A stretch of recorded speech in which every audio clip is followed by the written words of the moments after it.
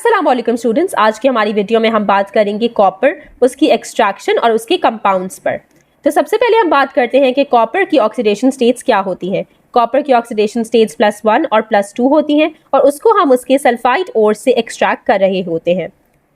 Sulphide ओर को सबसे पहले हम फर्नेस में रोस्ट कर रहे होते हैं। इस रोस्टेड मटेरियल को फिर हम सैंड के साथ मिक्स करते हैं ताकि हम आयरन जैसी इंप्योरिटी को निकाल सकें।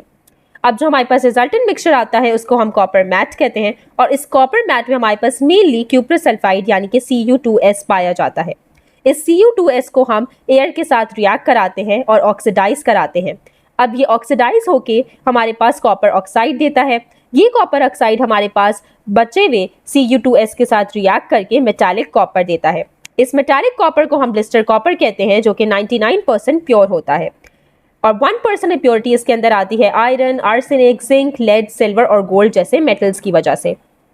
अब जैसा कि हमने प्रोसेस में डिस्कस किया कि कॉपर ऑक्साइड जो है वो क्यूप्रस सल्फाइड के साथ रिएक्ट कर रहा होता है, तो इस रिएक्शन में हमारे पास सल्फर डाइऑक्साइड भी प्रोड्यूस हो रही होती है एज अ बाय प्रोडक्ट। ये सल्फर डाइऑक्साइड गैस जब उस मेटल के सरफेस के ऊपर से एस्केप कर रही होती है तो वो मेटल की सरफेस जो है वो ब्लिस्टर्स प्रोड्यूस कर देती है और इस ब्लिस्टर्स प्रोडक्शन की वजह से हम इस जो मेटालिक कॉपर है इसको ब्लिस्टर कॉपर का नाम दे देते हैं।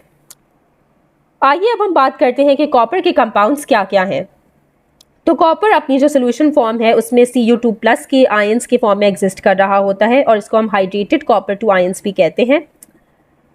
जब हम इसमें कार्बोनेट आयंस डालते हैं तो हमारे पास एक ब्लू प्रेसिपिटेट आता है कॉपर कार्बोनेट का।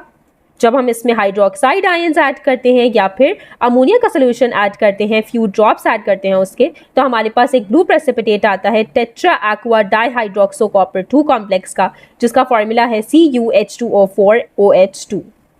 जब हम अमोनिया के सोल्यूशन को एक्सेस में ऐड करते हैं तो हमारे पास एक डीप ब्लू सोल्यूशन आता है tetra amine copper 2 ion complex का, जिसका फॉर्मूला हमारे पास CuNH3 4H2O2 है।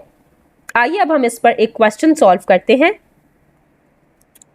क्वेश्चन में हमें दिया गया है कि हमने किसी एक सॉल्ट सोल्यूशन में जो है वो अमोनियम हाइड्रोक्साइड डाला और हमें डीप ब्लू कलर मिला। तो अब हमें बताना है कि इस सोल्यूशन में किस मेटल के आयंस थे। ऑप्शंस में हमारे पास दिया गया है बेरियम, जिंक, आयरन और कॉपर। तो हमने कॉपर के कंपाउंड्स में ये डिस्कस किया कि जब हम उसमें अमोनिया ऐड करते हैं तो या तो हमें जो है वो ब्लू प्रेसिपिटेट मिलता है या फिर हमें एक डीप ब्लू सोल्यूशन मिलता है।